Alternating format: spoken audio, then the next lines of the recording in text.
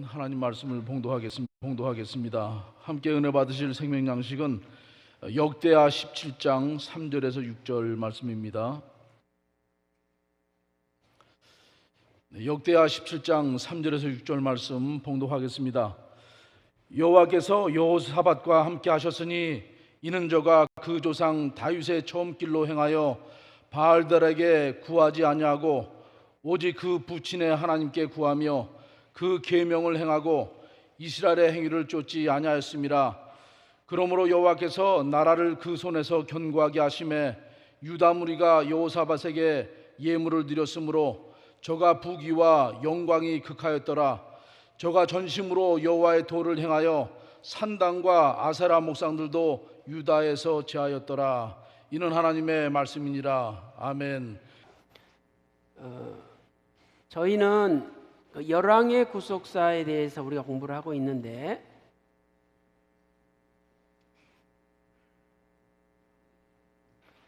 자, 열왕의 구속사, 오늘은 특별히 여호사밧 왕에 대해서 공부를 하도록 하겠습니다. 여호사밧 왕. 그래서 우리가 지난 시간에 아사 왕에 대해서 살펴봤죠. 원래 남쪽 유다의 왕들은 20명이죠. 왕들이 20명이 있죠. 그래서 솔로몬이 죽은 다음에 나라가 두 개로 쪼개졌잖아요. 솔로몬이 주전 930년에 죽었죠. 그리고 나라가 이제 르호보암이 중심이 된 남쪽 유다, 그다음에 여로보암이 중심이 된 북쪽 이스라엘로 이렇게 쪼개졌죠.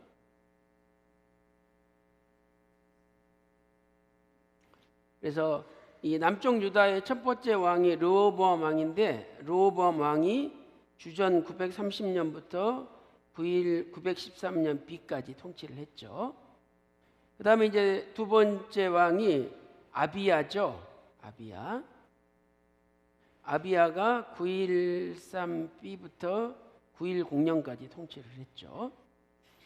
그리고 아비야 다음에 세 번째가 아사왕이죠. 아사왕이 910년부터 869년까지 통치를 했어요. 그래서 우리가 지난 시간에 남쪽 유다의 첫 번째 왕 르호보암에 대해서 공부를 했었고, 그다음에 남쪽 유다의 두 번째 왕인 아비야에 대해서 공부를 했었고, 남쪽 유다의 세 번째 왕인 아사 왕에 대해서 공부를 했죠. 자, 이번에는 이제 남쪽 유다의 네 번째 왕인 여호사밧 왕에 대해서 우리가 공부를 하겠습니다. 여호사밧 왕은 주전 871년부터 847년 사이에 통치를 했었죠. 그래서 우리가 르호보암, 아비야, 아사 이렇게 공부를 했었고, 지난 시간에는 아사 왕의 연대에 대해서 추가적으로 공부를 했었죠. 그래서 오늘은 다섯 번째 여호사밧 왕에 대해서 공부를 하도록 하겠습니다.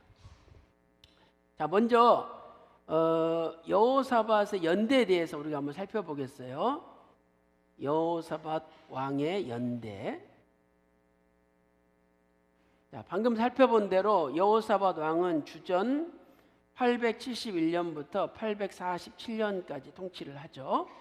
그래서 나이로 따지면 35세에 왕이 되어가지고 59세까지 통치를 합니다. 35세부터 59세까지. 자, 우리가 이것을 좀 그림으로 그려보면요, 이렇게 그릴 수가 있겠죠. 자, 여기 아사왕이죠. 아사왕은 저기서 살펴본 대로 주전 910년부터 869년까지 통치를 하죠. 아사왕이. 그리고 나서 이제 여호사밧 왕이 주전 871년부터 시작이 돼요. 871년부터 시작을 해가지고 여호사밧 왕은 주전 847년까지 통치를 하죠. 그다음에 이제 여호사밧 왕 다음에 우리가 다음에 공부를 해야 되는데 여호람 왕이 통치를 하죠. 여호람. 그래서 여호람 왕은 원래 실제는 8호 3년에 왕이 돼요. 그래가지고 840년까지 통치를 하죠. 물론 성경에 나오는 공식 통치 기간은 여기 847년부터 840까지 7년 동안 여호람 왕이 통치한다고 나와 있어요. 이건 공식 통치 기간이고 실제로 여호람이 왕이 된 것은 853년이죠. 그래서 이게 이제 남쪽 유다의 역사고, 이 시기에 북쪽 이스라엘은 누가 왕이 되었느냐? 주로 아합 왕이 다스렸죠. 그래서 이 시기에 북이스라엘은 누가 왕이 되었느냐? 아합 왕이 왕이 되었어요. 아합 왕. 그래서 아합 왕이 873년에 왕이 됐죠. 주전 873년에. 그리고 주전 852년 A까지 통치를 하죠. 그다음에 아합 다음에 아하시아가 1년 동안 통치를 하죠. 아하시아가 요 851년 A까지 1년 동안 통치를 하죠. 그다음에 아하시아 다음에 요람 왕이 북쪽 이스라엘의 왕이 되죠. 그래서 요람 왕은 851 A부터 840년까지 요람 왕이 통치를 해요. 그래서 북쪽 이스라엘은 아사 왕, 여호사밧 왕, 여호람 왕 이런 순서로 통치가 되고, 그 비슷한 시기에 북쪽 이스라엘은 아합 왕, 아하시아 왕, 요람 왕 이렇게 통치를 해요. 그래서 이제 다음 시간에도 공부를 하겠지만은 여호사밧이 나중에 아합 왕과 연혼, 서로 결혼을 하게 되죠. 두 집안이. 그래서 하나님께서 여호사밧이 아합 왕과 연혼한 것을 책망하시는 장면을 우리가 성경에서 찾아볼 수가 있습니다. 자, 여기서 이제 우리가 살펴볼 것은, 그러면 왜 이 주전 871년부터 869까지 3년이 겹치느냐? 그러니까 여호사밧 왕이 된 것은 871년이고 아사가 왕이 끝난 것은 869년이잖아요. 그러니까 지금 이 기간에 3년이 겹친다 이 말이죠. 두 왕이. 왜 겹치는가? 그것은 지난번에 공부했듯이 아사 왕이 발에 병이 들었잖아요. 이 발병이 난 게 주전 871년이에요. 그리고 나서 아사 왕이 죽은 게 주전 869년이죠. 그러니까 요 3년 동안 여호사밧 왕과 아사 왕이 공동으로 통치한 거예요. 공동 통치. 실제 왕은 아사 왕이었지만은 이건 이름뿐인 왕이고 발에 병이 나와서 아무것도 못하니까 그 기간 동안에는 실제적으로는 여호사밧이 왕이 되어서 통치를 했어요. 그래서 성경에서는 아사 왕이 끝난 것이 869년이다. 그다음에 여호사밧이 시작한 것은 871년이다. 이렇게 이야기를 하고 있는 거죠. 자, 우리는 이 말씀을 역대하 16장 12절부터 13절에서 찾아볼 수가 있어요. 그 다음에 왕상 22장 42절에 보면 여호사밧이 35세 왕이 되었다. 35세 왕이 되었다. 그리고 횟수로 25년을 통치했다. 이렇게 말씀하고 있죠. 그래서 정리하면 여호사밧 왕은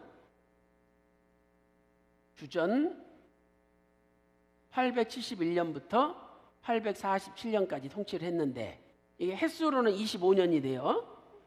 그리고 주전 871년에 35세였고 주전 847년에 59세였죠.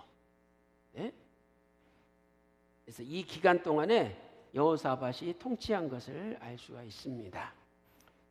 자, 이해되시죠?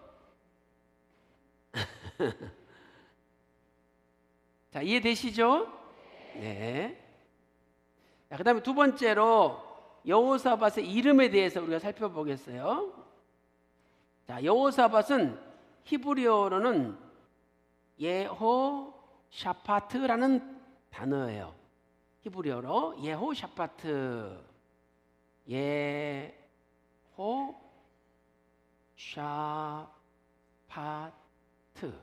예호샤파트. 그래서 이 예호샤파트는 뜻이 뭐냐? 여호와께서 심판하신다, 이런 뜻이에요. 여호와께서 심판하신다. 그래서 이제 다음 시간에 공부하겠지만은 여호사밧은 자신의 이름의 뜻대로 훗날 모든 재판 제도를 공의롭게 정비를 해요. 모든 재판 제도를 공의롭게 정비한다. 그것은 자기 이름의 뜻대로 모든 심판을 하나님이 하신다는 거예요. 그래서 교회에서는 억울하게 피해보는 사람이 생겨서는 안 되는 거예요. 그래서 누가 억울하다 그러면 그걸 다 들어주고, 그리고 그것의 진위 여부를 밝혀가지고 그 억울한 사람이 피해를 당하지 않도록 해줘야 되는 거죠. 그래서 여호사밧은 재판 제도를 공의롭게 정비함으로 자신의 이름의 뜻대로 행동을 했던 것이죠. 자, 이것은 오늘날 구속사적으로 우리에게 무엇을 가르쳐 주느냐? 하나님께서 심판하신다. 결국 모든 심판은 예수님의 재림으로 이루어지는 거죠. 예수님께서 재림하시면 예수님 재림 시 정확한 심판이 이루어져요. 그래서 성경은 뭐라고 말씀하고 있느냐? 선악간에 심판하신다. 하나님은 선악간에 심판하신다. 그래서 첫째로 어떻게 심판하시느냐? 첫째는 모든 행위를 다 심판하신대요. 모든 행위를. 그러니까 우리가 심판받지 않을 행위가 없다는 거죠. 모든 행위를 다 하나님은 심판하신다는 거예요. 그래서 상을 줄 사람은 상을 주고 그것에 대해서 벌을 줄 사람은 벌을 준다는 거죠. 두 번째로 모든 은밀한 일을 심판하셔요. 은밀한 일. 세상의 재판은요, 드러난 일만 가지고 심판을 해요. 숨겨진 이야기는 모른다 이 말이죠. 그러나 우리 하나님의 심판은 공의로운 심판이기 때문에 아무리 몰래 한 것까지도 다 드러나게 돼 있어요. 심지어는 내 마음 먹은 것까지도 하나님은 심판을 하신다는 거예요. 그 다음에 세 번째는 우리의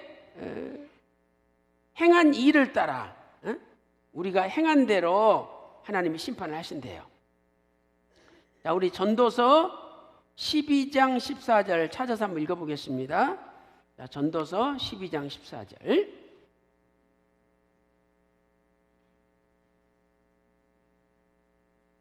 자, 전도서 12장 14절입니다. 자, 다 같이 읽겠습니다. 시작. 하나님은 모든 행위와 모든 은밀한 일을 선악간에 심판하시리라. 아멘. 그 다음에 고린도 후서 5장 10절도 읽어보겠습니다. 고린도 후서 5장 10절.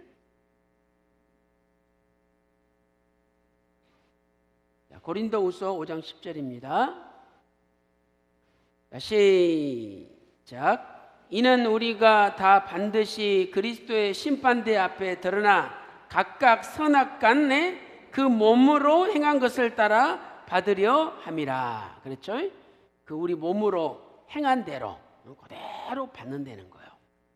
그래서 마태복음 16장 27절에도 인자가 아버지 영광으로 다시 오실 때가 있다는 거죠.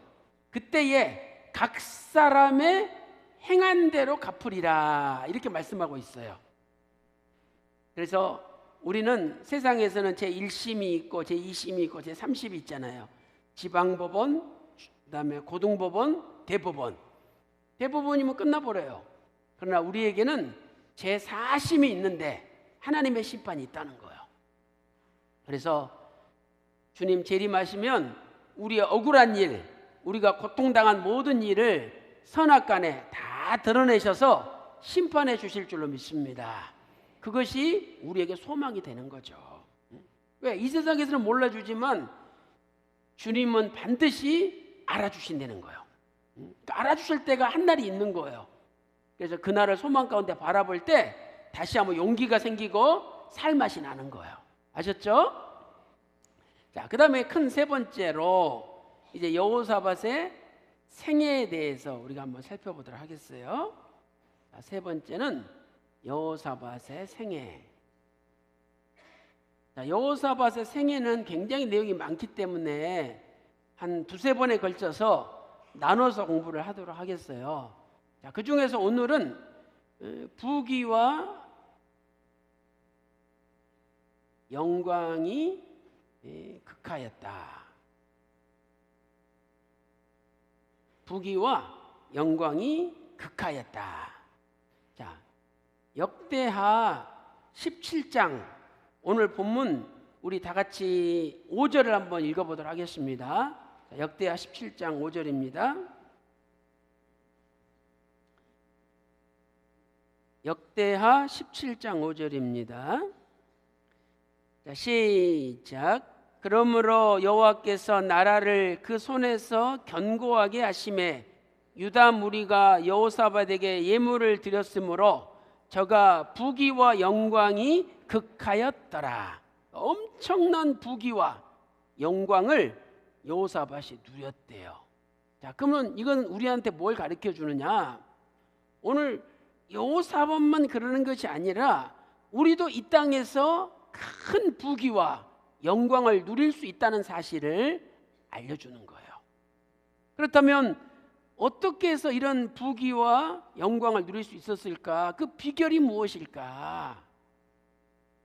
첫째로 성경은 말씀하시기를 여호사밧이 다윗의 처음 길로 행하였대요. 다윗의 처음 길. 이 처음 길이 된 것은 뭐냐?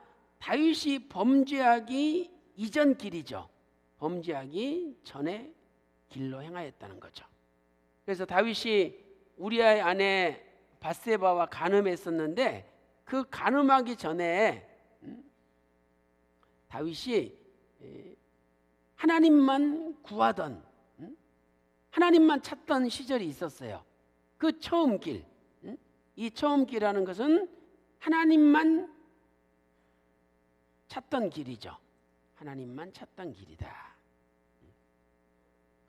자, 우리 역대하 17장 3절 그 위에 있죠? 다 같이 읽어보겠습니다. 17장 3절 시작. 여호와께서 여호사밧과 함께 하셨으니 이는 저가 그 조상 다윗의 처음 길로 행하여 바알들에게 구하지 아니하고. 자, 그 밑에 4절 또 읽어보겠습니다. 4절 시작.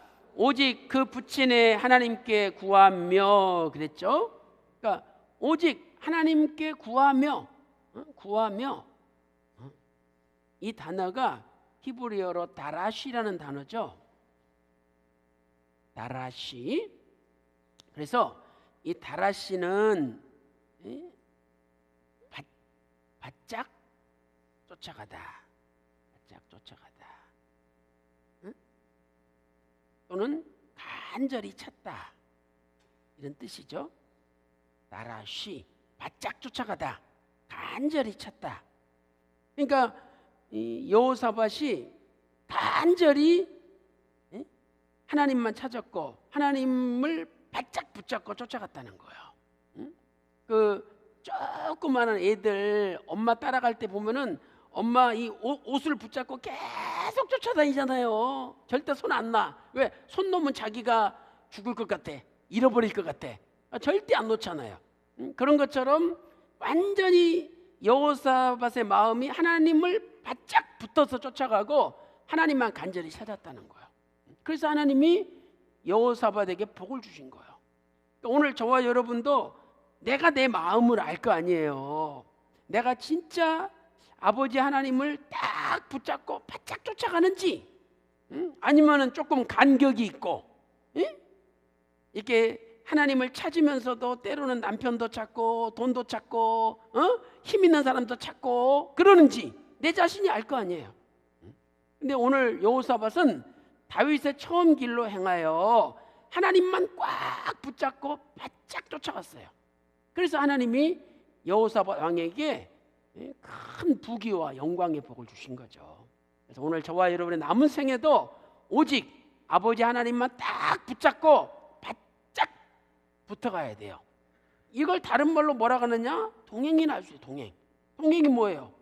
바짝 쫓아가는 게 동행 아니에요? 이렇게 하나님과 동행함으로 저와 여러분의 남은 인생이 큰 부귀와 영광의 복이 임하시기를 주님의 이름으로 축원합니다. 그다음에 두 번째는 전심으로 하나님 말씀대로 행했어요. 전심으로 하나님의 말씀대로 행하였다.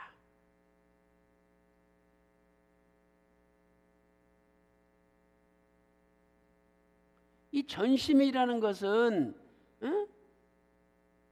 with all heart, with all mind, 그러니까 온 마음을 다하는 거잖아요. 이건 100%. 그러니까 100% 하나님의 말씀대로 행했다는 거예요. 그래서 이 행하다는 단어가 히브리어로 가바라는 단어예요. 가바.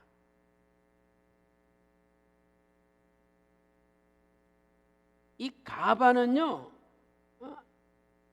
높이 올리다, 높이 들다 이런 뜻이에요.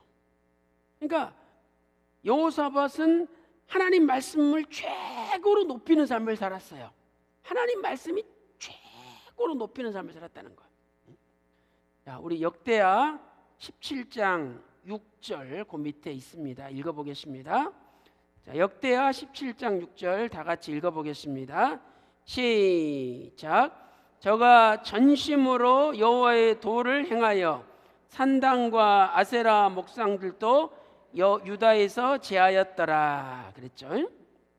그래서 이렇게 전심으로 하나님 말씀을 최고로 높이는 삶을 살아야 돼요. 예를 들어서 여러분이 집에서 신방을 이제 예배를 드린다. 근데 목사님도 안 오고 조그만한 새끼 전도사가 왔어. 그럼 벌써 마음에 아유 저 전도사가 왜 왔어? 벌써 한 단계 내리깔아요. 잘못된 거예요. 그분은 새끼 전도사지만 그 전도사님이 하나님의 말씀을 모시고 왔다 이 말이죠. 그러니까 그 전도사는 어리지만 그 말씀을 가봐 최고로 높이 올리면서 말씀 앞에 내가 겸손할 때 하나님이 그 집안에 복을 주는 거예요. 그래서 항상 내 마음이 하나님의 말씀이라 그러면 최고로 높이는 정말 그런 진심 어린 마음이 있을 때 하나님이 그 마음을 보시고 벌써 그분에게 복을 주시는 거예요. 여러분들이 목요 예배 때 하나님의 말씀을 높이기 때문에 여기 오신 거 아니에요? 그래서 여러분 가정에 오늘 여호사밧 같은 큰 부귀와 영광이 있을 줄로 믿습니다. 여러분들이 자부심을 가져야 돼요. 여러분들이 우리 대한민국의 병거고 대한민국의 마병이요 대한민국의 국방력이에요. 아니 맨날 북한이 미사일 쏘아댄다고 뉴스로 보도만 하지 정말 그걸 걸머쥐고 기도하는 교회가 얼마나 있겠어요? 우리 평강제일교회는 매주 목요일마다 모여서 애국가 부르고 통일의 노래 부르고 나라와 민족을 위해서 간절히 기도하잖아요. 하나님이 이 기도를 들어주시고 대한민국을 지켜주시는 거예요. 그래서 내 자신이 이 나라의 병거요 마병이요 국방력이라는 자부심을 가지고 몸이 힘들고 아프더라도 이겨내고 목요 예배 참석해서 아버지 말씀을 최고로 높이는 저와 여러분의 삶이 되시기를 주님의 이름으로 축원합니다. 그래서 여호사밧은 이렇게 말씀을 높였기 때문에 어떻게 했느냐? 자기만 말씀을 안 것이 아니라 인민, 백성들에게 백성에게 하나님의 말씀을 가르쳤어요. 그래서 방백들을 보내고 제사장들을 보내가지고 백성들에게 하나님 말씀을 열심히 가르쳤어요. 그것이 말씀을 높이는 삶이에요. 역대하 17장 7절과 17장 9절에 보면 여호사밧은 방백들을 보내고 제사장들을 보내가지고 백성들에게 하나님 말씀을 열심히 가르쳤어요. 그래서 여러분들도 이렇게 말씀을 깨달아가지고 나가서 열심히 가르칠 때 하나님이 야, 네가 내 말씀을 최고로 높이는구나 이렇게 인정하시고 여러분에게 큰 복을 주실 줄로 믿습니다. 자, 그 다음에 세 번째로 비결이 뭐냐? 부귀와 영광이 극한 비결이 무엇일까? 세 번째는 우상을 타파했기 때문이죠. 세 번째는 우상을 타파했기 때문이다. 역대하 17장 6절 하반절에 보면은요, 전심으로 여호와의 도를 행하였고, 하반절 보니까 이렇게 말씀하고 있어요. 산당과 아세라 목상들도 유다에서 제하였더라. 그래서 산당을 제거하고 아세라 목상을 제거했어요. 자, 그 다음에 네 번째 부귀와 영광을 받은 비결이 무엇일까? 네 번째는 국방력을 강화시켰어요. 그러니까 여호사밧은 야, 우리가 하나님께 기도하고 하나님 믿으니까 하나님이 우리나라를 지켜주신다, 이걸 믿었을 뿐만 아니라 그 하나님을 믿었기 때문에 우리가 할도리를 해야 된다. 그래가지고 견고한 채라는 것은 요새를 가리키죠. 견고한 요새와 국고성을 많이 만들었어요. 국고성을 건축했다. 이 국고성은 이 전쟁에 필요한 물자를 비축하는 성, 또 전쟁에 필요한 무기를 비축하는 이 성을 건축했어요. 그래서 견고한 요새와 성을 건축했기 때문에 하나님이 복을 주신 거예요. 그러니까 하나님 믿는다 그러면서 아무것도 안 하는 사람이 있죠. 그 사람 복 안 주는 거예요. 내가 믿는 만큼 하나님의 뜻을 위해서 열심히 충성할 때, 준비할 때 하나님이 그분에게 복을 주신다는 것을 알 수 있는 거예요. 그 다음에 자그마치 군사를 116만 명을 양성했어요. 군사를 116만 명을 양성했다. 자, 우리 역대하 17장 12절부터 13절까지 보겠습니다. 역대하 17장 12절부터 13절입니다. 자, 시작. 여호사밧이 점점 강대하여 유다의 견고한 채와 국고성을 건축하고 유다 각성의 역사를 많이 하고 또 예루살렘에 크게 용맹한 군사를 두었으니, 그 군사가 자그마치 몇 명이냐? 116만 명이에요. 그래서 원래 남쪽 유다는 유다 지파와 베냐민 지파 두 지파로 구성이 되어 있었죠.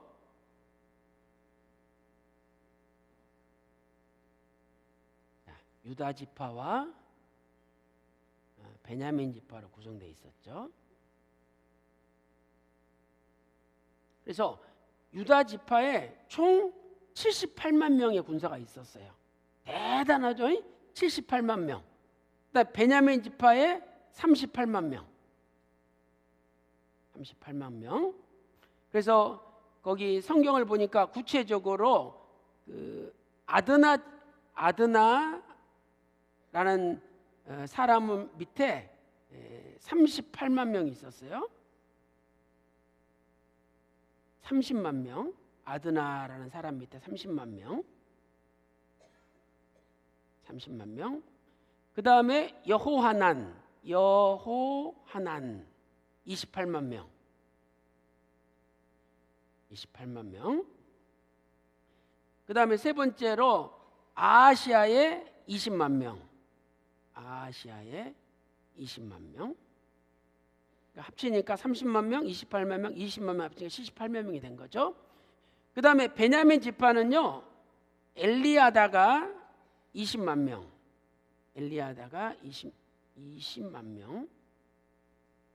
그 다음에 여호사밧이라는 사람 밑에 18만 명. 그래서 합쳐서 38만 명, 총 116만 명의 군사를 양성했어요. 이것은 아사왕의 58만 명보다 2배로 많은 거죠. 아사왕 시대 때는 58만 명이 있었어요. 자, 참고적으로 역대하 14장 8절 적어놓으세요. 역대하 14장 8절에 보면 아사왕은 58만 명이었어요. 그러니까 정확하게 116만 명, 2배가 많은 거죠. 그런데 이 116만 명이 놀랍게도 다 크게 용맹한 자래. 크게 용맹한 자. 그러니까 뭐 비실비실한 군사 116만 명이 아니라 크게 용맹한 사람이 116만 명이 있었어요. 이렇게 국방력을 강화한 거예요. 자, 이렇게 우리가 몇 가지 비결을 살펴봤어요. 그런데 자, 정리 한번 해볼까요? 자, 하나님께서 여호사밧에게 부귀와 그다음에 영광이 극한 복을 주셨다. 자, 그 비결이 뭐라 그랬죠? 첫 번째는 다윗의 처음 길로 행하였다. 처음 길로 행하였다. 그래서 열심히 다윗이 하나님을 찾았죠. 그 다음에 두 번째는 전심으로 여호와의 도를, 하나님의 말씀을 행하였다. 도를 행하였다. 세 번째는 우상을 타파했죠. 그 다음에 네 번째는 국방력을 강화했죠. 자, 그런데 이것을 한마디로 말하면 뭐냐? 하나님께서 여호사밧과 함께 하셨기 때문이에요. 하나님께서 여호사밧과 함께 하셨기 때문이다. 그러니까 하나님이 함께 하기만 하면 부귀도 누릴 수 있고 영광도 누릴 수 있다는 거예요. 근데 하나님이 함께 하시지 않고 하나님이 떠나버리면 어둠이 임하고 황폐해지는 거예요. 하나님 자체가 빛이니까. 그래서 오늘 우리는 하나님께서 함께 하시는 삶을 살아야 돼요. 그 하나님이 누구랑 함께 하느냐? 하나님은 요한복음 8장 29절에 예수님께서 말씀하시기를 내가 아버지의 기뻐하시는 일을 행함으로 나를 혼자 두지 않았대. 그러니까 아버지 기뻐하신 일만 하면 아버지는 함께 하신다는 거예요. 그러니까 오늘 저와 여러분의 삶이 무엇을 하든지 야, 이거 아버지가 기뻐하실까? 기뻐하지 않으실까? 이게 모든 판단의 기준이 돼야 돼요. 근데 우리는 안 그렇잖아요. 그냥 나한테 좀 이득될 것 같으면 편들어주고, 또 나하고 친한 사람 관계되면 편들어주고, 또 나가 좀 미운 사람, 싫은 사람이 그 관계돼 있으면 무조건 반대하고. 그러면 안 돼요. 그런 걸 떠나서 야, 이 일을 아버지께서 기뻐하시느냐 마느냐, 기뻐하신다면 하고, 기뻐하지 않는다 그러면 안 하고, 그런 분과 하나님이 함께 하신다는 거예요. 그래서 모든 기준이 아버지께서 기뻐하시느냐 기뻐하지 않느냐, 이게 우리 삶의 기준이 돼야 된다는 거죠. 자, 우리 다 같이 역대하 17장 3절 다 같이 읽어보겠습니다. 자, 역대하 17장 3절입니다. 시작. 여호와께서 여호사밧과 함께 하셨으니, 자, 이거 뭐라고 되어 있어요? 여호와께서 여호사밧과 함께 하셨으니, 그래서 그 결과 5절에 부귀와 영광이 극하였더라, 결과가 된 거예요. 바라옵기는 저와 여러분의 삶도 아버지께서 우리와 늘 함께 하시는 임마누엘의 삶이 되시기를 주님의 이름으로 축원합니다. 자, 이렇게 해서 여호사밧의 생애 가운데 오늘 첫 번째를 살펴봤죠. 여호사밧의 삶은 부귀와 영광이 극하였다. 그 다음에 두 번째로 여호사밧이 아합 왕과 연혼했어요. 아합 왕과 연혼했다. 그래서 이쪽에 북이스라엘에 아합 왕과 이세벨이 이렇게 부부였잖아요. 여기서 아달랴가 태어났어요. 그다음에 이제 여호람 왕의, 요건 남쪽 유다죠. 남쪽 유다에 여호사밧 왕의 아들이 여호람이잖아요. 여호람. 그래서 두 집안이 서로 연혼했다는 것은 이 여호람과 아달랴를 결혼시켰다는 거예요. 근데 이게 하나님 앞에 죄가 된 거죠. 그러면 이 연혼한 때가 언제냐? 연혼한 때가 언제죠? 바로 여호사밧의 영광과 부귀와 영광이 극에 달했을 때, 그때 아합 왕과 연혼했다는 거예요. 그러니까 무슨 뜻이에요? 뭐가 돈도 많이 들어오고 집안도 잘 풀리고 하는 일마다 잘 되고 이제 우쭐해리니까 순간 하나님을 버리고 세상을 의지한 거예요. 그러니까 저와 여러분이 명심해야 돼요. 항상 우리가 세상을 좋아하게 되는 순간은 언제냐? 내가 하나님께 복을 받아가지고 뭐가 잘 될 때 그 순간에 세상에 들어온다는 거예요. 그래서 우리는 이 말씀을 역대하 18장 1절 2절에 찾아볼 수가 있죠. 자, 읽어보겠습니다. 역대하 18장 1절 2절.